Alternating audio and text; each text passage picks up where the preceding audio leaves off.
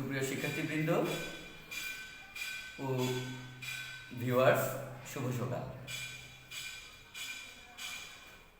সুপ্রিয় শিক্ষার্থী বন্ধুরা, তোমাদের সামনে আজকে উপস্থিত হয়ে গেলাম বাংলাদেশের ইতিহাস ও বিশ্ব সভ্যতার উপর একটি ক্লাস নিয়ে। সুপ্রিয় শিক্ষার্থীবৃন্দ, আমি মোহাম্মদ শাহনুর আলম খান, সহকারী শিক্ষক, ইংরেজি, বাংলা ও মনোরঞ্জন উচ্চ বিদ্যালয়, আছি আজকে স্বল্প সময়ের জন্য তোমাদের সাথে। আজকে বাংলাদেশের ইতিহাস ও বিশ্ব সভ্যতার একটি গুরুত্বপূর্ণ চ্যাপ্টার পলাশীর যুদ্ধ। বাংলাদেশ তথা ভারত উপমহাদেশের একটা গুরুত্বপূর্ণ একটি ঘটনা হচ্ছে পলাশীর যুদ্ধ। এই আজকে আমার পাঠের বিষয় হচ্ছে পলাশীর যুদ্ধ। সুপ্রিয় শিক্ষার্থীবৃন্দ, পলাশীর যুদ্ধ 1757 সনের 23শে জুন সংঘটিত হয়েছিল। সেই 1757 সনের 23শে জুন থেকে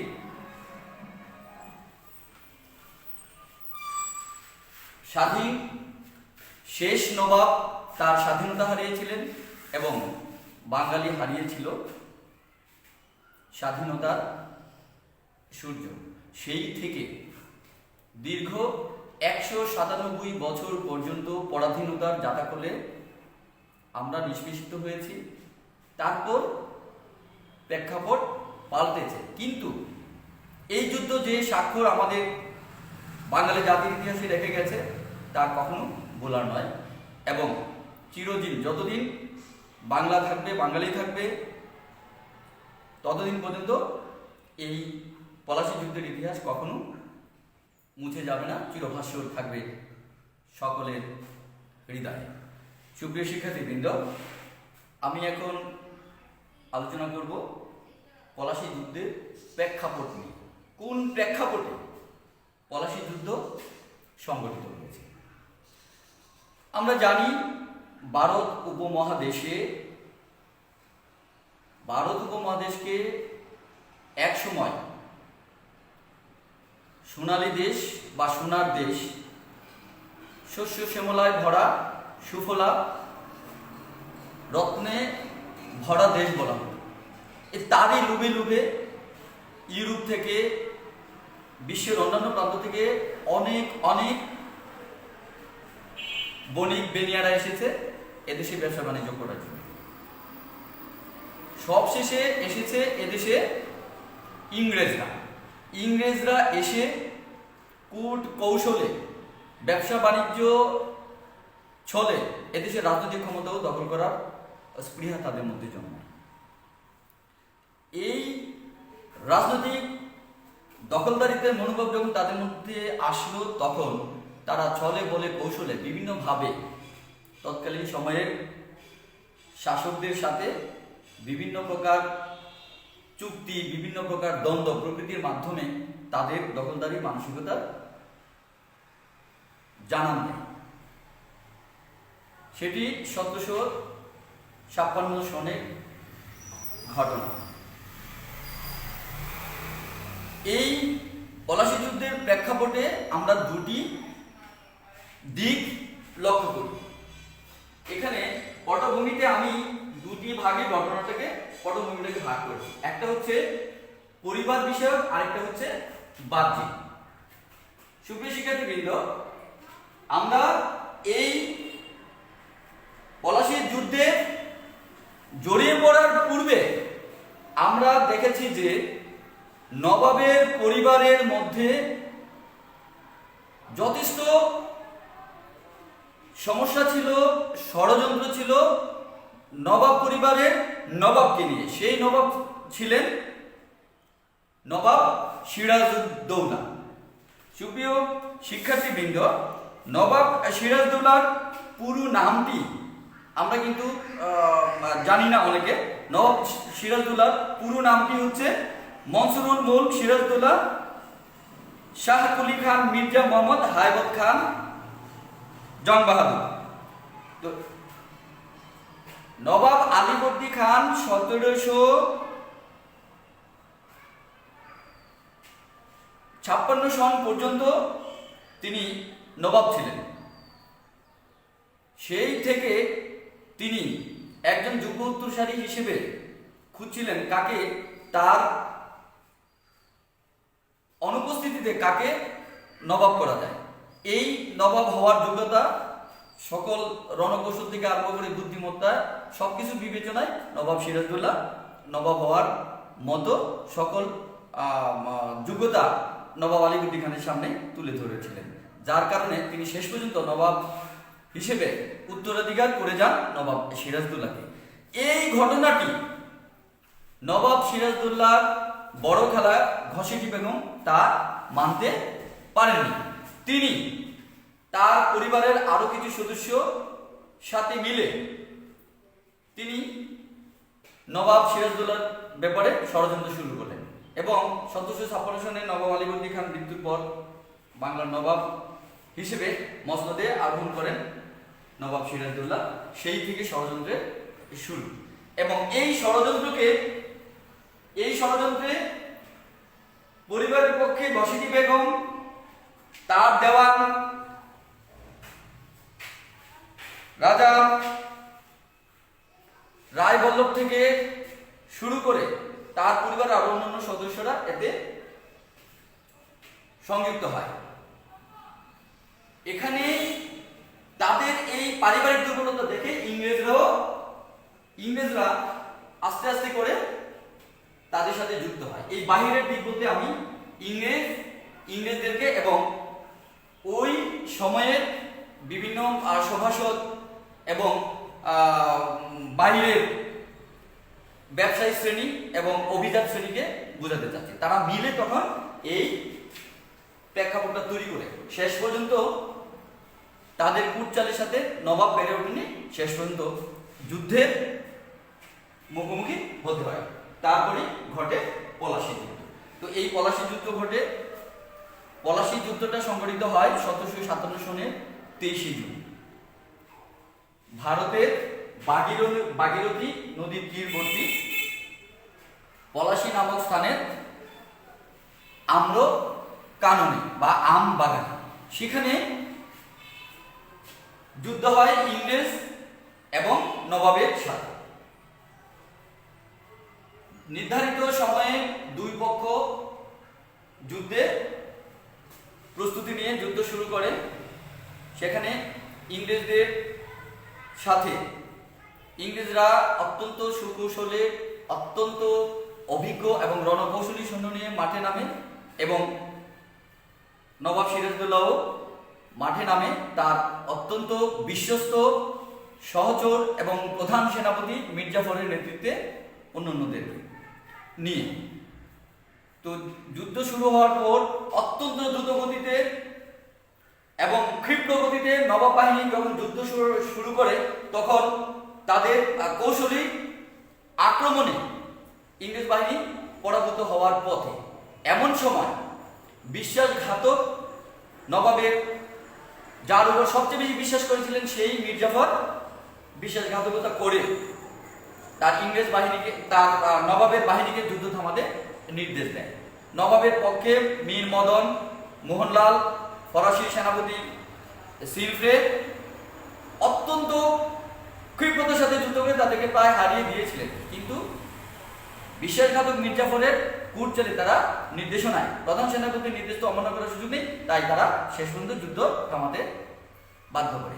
এরই মধ্যে যখন নবাবের সৈন্যরা দুপুরবেলায় বিশ্রামে ছিল, ওই সময় মীর জাফরের ইংরেজপন্থী মনোভাব এবং ইংরেজদের প্রতি সহযোগিতায় তাদেরকে নির্দেশনা দেয় নবাব বাহিনীর উপর আক্রমণ করার জন্য। মানে মীর জাফর তাদেরকে ইঙ্গিত দেয় এই বিশ্রাম অবস্থায় যেন নবাব বাহিনীর উপর আক্রমণ করে। তো যেমন কথা তেমনই কাজ, নবাব বাহিনীর উপর অতর্কিতে হামলা করে ইংরেজ বাহিনী কিন্তু এই অতর্কিত হামলাটা সামাল দিয়ে উঠতে পারেনি নবাব বাহিনীর বীর বাহাদুরেরা। শেষ পর্যন্ত যুদ্ধে নবাব বাহিনী হেরে যায় এবং নবাব সিরাজদৌল্লা মাঠ ছেড়ে পালিয়ে যান এবং একসময় ধরা পড়ে এবং তাকে হত্যা করা হয়। সেই থেকে বাংলার স্বাধীনতার শেষ সূর্য অস্তমিত হয় এবং আমরা পরাধীনতার গ্লানি টানতে হয় প্রায় 190 বছরের উপরে। সুপ্রিয় শিক্ষার্থীবৃন্দ, এই ছিল পলাশী যুদ্ধের মোটামুটি সংক্ষিপ্ত বর্ণনা। আমাদেরকে সংক্ষিপ্ত সময়ে ক্লাসটা করতে হয়, তাই আমি খুব দ্রুত গতিতে বাকি সময়গুলোকে বাকি পয়েন্টগুলো তোমাদের সামনে তুলে ধরেছি। আমরা পটভূমি আলোচনা করেছি পলাশী যুদ্ধ। তোমরা এখানে পলাশী যুদ্ধের তারিখটা ভালো করে মনে রাখবা, স্থানটা ভালো করে মনে রাখবা। তারিখটা হচ্ছে 1757 সনের 23 জুন এবং স্থানটা হচ্ছে ভাগীরথী নদীর তীরবর্তী পলাশী নামক স্থানে আম বাগান। এবার আমরা কারণটা জানাই, কেন যুদ্ধটা ঘটেছে। নবাব যখন 1756 সনে নবাবের আসনে বসেন, তখন নিয়মতান্ত্রিক ভাবে যখন নতুন নবাব আসন গ্রহণ করেন, নতুন নবাব অভিষিক্ত হন, তখন নিয়মতান্ত্রিক ভাবে তৎকালীন সময়ে ইংরেজরা বা অন্যান্য ব্যবসায়ী শ্রেণীরা ইংরেজরা তাদেরকে একটা উপঢৌকন পাঠায় এবং তাদের সাথে সৌজন্য সাক্ষাৎ করতে আসে। কিন্তু নবাব সিরাজদৌল্লা নবাবের আসনে আসীন হওয়ার পর ইংরেজরা কোনো উপঢৌকন পাঠায়নি এবং তার সাথে সৌজন্য সাক্ষাৎ করতে আসেননি। 2 নম্বরে আমরা দেখছি কলকাতায় দুর্গ নির্মাণ। নবাব সিরাজদৌল্লার নির্দেশনা ছিল যে তারা শুধুমাত্র ব্যবসা করে কোনো প্রকার দুর্গ তৈরি করতে পারবে না, কিন্তু তার এই নির্দেশ অমান্য করে তারা কলকাতায় দুর্গ নির্মাণ করেছে। দস্তকের অপব্যবহার, তারা তাদের চুক্তিপত্রে উল্লেখ ছিল তারা ব্যবসা বাণিজ্য করবে, কোনো প্রকার আইন আদালত বা সমন, আমরা এই দস্তকের অর্থ সমন বা ফরমাল এই জাতীয় অর্থে ব্যবহৃত হয়। এই সমন বা বিশেষ পদক্ষেপের কোনো অপব্যবহার করতে পারবে না, তারা সেটাই করেছিল। তারা কোনো দস্তকের নিয়ম কানুন মানেনি এবং তারা অপব্যয় করেছিল। এমনকি তারা এদেশের মানুষের উপর অকথ্য নির্যাতন করার মতো ধৃষ্টতাও দেখেছিল। 4 নম্বরে আমরা দেখি কর দিতে অস্বীকৃতি জানিয়েছে। তারা নবাব যে পরিমাণ কর দেওয়ার কথা ছিল তারা নবাবকে কর দিতে অস্বীকৃতি জানায়। এরপর আমরা দেখি তারা জনগণকে যথেষ্ট অমানবিক নির্যাতন করার ব্যাপারেও তারা আস্তে আস্তে করে তাদের কার্যক্রম সামনের দিকে নিয়ে যেতে থাকে। আমরা এরপর দেখি রাজা রাজবল্লভের পুত্র কৃষ্ণদাস সম্পর্কিত একটি কারণ আছে। রাজা রাজবল্লভের পুত্র কৃষ্ণদাস তার পরিবার পরিজন সহ এবং প্রচুর ধন রত্ন সহ ইংরেজদের দুর্গে গিয়ে আশ্রয় নেয়। কলকাতার ইংরেজদের দুর্গে গিয়ে আশ্রয় নেওয়ার পর নবাব সিরাজদৌল্লা দূত পাঠান যেন রাজবল্লভের পুত্র কৃষ্ণদাসকে পরিবার পরিজন অর্থ সম্পদ সহ তাদেরকে ফেরত দেওয়ার জন্য। কিন্তু ইংরেজরা কৃষ্ণদাসকে তো বরং ফেরত দেয়নি, বরং তার সাথে উল্টো বিভিন্নভাবে তার দূতের সাথে খুব অশ্লীল ব্যবহার করেছে এবং তাদেরকে অপমান করে সেখান থেকে বিদায় করে। তারপর সেখানে অন্ধকূপ হত্যা নামক একটা গুজব রটানো হয়। এত সব ঘটনার পরে নবাব সিরাজদৌল্লা খুব এই ব্যাপারে খুব বিচলিত হয়ে পড়েন এবং শেষ পর্যন্ত তাদেরকে আক্রমণ করার একটা পরিকল্পনা করেন। এই জন্য নবাব সিরাজদৌল্লা কলকাতা দুর্গ আক্রমণ করে। এই কলকাতা দুর্গ আক্রমণ করে সেখানে তাদেরকে পরাজিত করে কলকাতা দুর্গ দখল করে নেন এবং যাওয়ার পথে কাশিম বাজার কুটিকেও দখল করে নেন। ওই সময়ে অনেক ইংরেজ আত্মসমর্পণ করে, এর মধ্যে একজন ছিল উইলসন।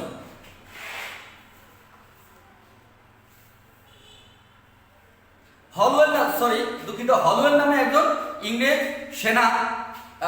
সেনাধ্যক্ষ আত্মসমর্পণ করে। তাকে সহ আরো যারা আত্মসমর্পণ করেছে তাদেরকে নিয়ে এক জায়গায় বন্দী করে রাখা হয়। এই বন্দির জায়গাটাকে তারা পরবর্তীতে যখন মুক্তি পেয়ে গিয়ে তারা মাদ্রাজ পর্যন্ত এই খবরটি পৌঁছায় যে 18 ফুট বাই 14.10 ফুট বিশিষ্ট একটি ঘর। আমি আবার বলছি, 18 ফুট দৈর্ঘ্য এবং 14.10 ফুট প্রস্থ বিশিষ্ট একটি ঘরের ভিতরে 146 জন ইংরেজকে গাদাগাদি করে বন্দী করে রাখা হয় এবং সেখানে শ্বাসরুদ্ধ হয়ে 123 জন সৈন্য ইংরেজ মারা যায়। এটাকে তারা নাম দিয়েছিল অন্ধকূপ হত্যা। এই অন্ধকূপ হত্যার তথ্য শেষ পর্যন্ত মাদ্রাজ পর্যন্ত পৌঁছালে ইংরেজরা খুব ক্ষিপ্ত হয়ে এসে কলকাতার এদিকে আক্রমণ চায় এবং এই ঘটনাটা ইতিহাসে অত্যন্ত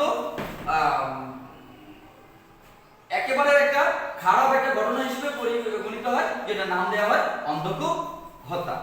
এরপরে যখন তারা আক্রমণ চালিয়ে তারা কলকাতা দখল করে নিল, তখন ইংরেজদের সাথে একটা নবাবের অপমানজনক চুক্তি হয়। এই অপমানজনক চুক্তিটির নামকরণ করা হয়েছিল আলীনগর চুক্তি। তারপর আমরা দেখতে পাচ্ছি এই চুক্তি পরে ফরাসিদের সাথে নবাবের মৈত্রী হয়। এই মৈত্রী হওয়ার কারণেও ইংরেজরা আরো পর্যন্ত ক্ষেপে দুই দল মিলে ইংরেজদের বিপক্ষে লড়ার চেষ্টা করে। এই ছিল কারণগুলো। সুপ্রিয় শিক্ষার্থী, কিন্তু এবার হচ্ছে আমরা পতনের কারণগুলো দেখব। এখানে প্রথমের কারণ হচ্ছে মির্জাফরের অসহযোগিতা, অর্থাৎ মির্জাফর ছিল বিশ্বস্ত প্রধান সেনাধ্যক্ষ নবাবের, কিন্তু সে অসহযোগিতা করে ইংরেজদের পক্ষ অবলম্বন করে, যার কারণে নবাব যুদ্ধে হারে। সভাসদের স্বার্থপরতা, নবাবের সভাসদ এবং রাজন্যবর্গরা তার নিজেদের স্বার্থের জন্য। তো সুপ্রিয় শিক্ষার্থীবৃন্দ, এরপর আমরা দেখতে পাচ্ছি পতনের কারণের মধ্যে আছে তরুণ নবাবের অভিজ্ঞতা। তখন তরুণ নবাব সিরাজউদ্দৌলা ছিলেন বয়সে কম, মাত্র 22 বছর বয়সে নবাবের পদে অলঙ্কার করেন। তখন তিনি তার অভিজ্ঞতা কম ছিল, যার কারণে যুদ্ধশিক্ষা ছিল না, যার কারণে তিনি ওই যুদ্ধে হারেন। মির্জাফরের প্রতি বেশি বিশ্বস্ততা, অর্থাৎ মির্জাফর বিশ্বাসঘাতক এবং সে ইংরেজপন্থী, সেটা জেনেও তার উপর বেশি বিশ্বাস করা। তারপর আমরা দেখছি আলীবর্দীর উপদেশ না মানা। আলীবর্দী ইংরেজদের সাথে বিভিন্ন ব্যাপারে অনেকগুলো কাজ না করে নির্দেশনা দিয়েছিলেন, নিষেধ করেছিলেন, কিন্তু সেগুলো নবাব সিরাজউদ্দৌলা করেছিলেন। এরপর আমরা দেখতে পাচ্ছি শক্তিশালী শত্রুপক্ষ, অর্থাৎ ইংরেজরা অত্যন্ত সুকৌশলী ছিল এবং তারা রণকৌশলে অত্যন্ত পরিপক্ক ছিল, যার কারণেও নবাব বাহিনী হারতে হয়। রবার্ট ক্লাইভ যুদ্ধ পরিচালনা করেছিলেন। এই রবার্ট ক্লাইভ অত্যন্ত দূরদর্শী এবং খুব বিচক্ষণ একজন যোদ্ধা ছিলেন, যার কারণে নবাব বাহিনীকে ইংরেজদের কাছে হারতে হয়। এইবার পলাশী যুদ্ধের কারণে যে ফলাফল আমরা পেয়েছি, এটা অত্যন্ত স্মরণীয় একটা বিষয়। আমরা অত্যন্ত গুরুত্বের সাথে এই কথাগুলো মানব। মুসলিম শাসনের অবসান ঘটে।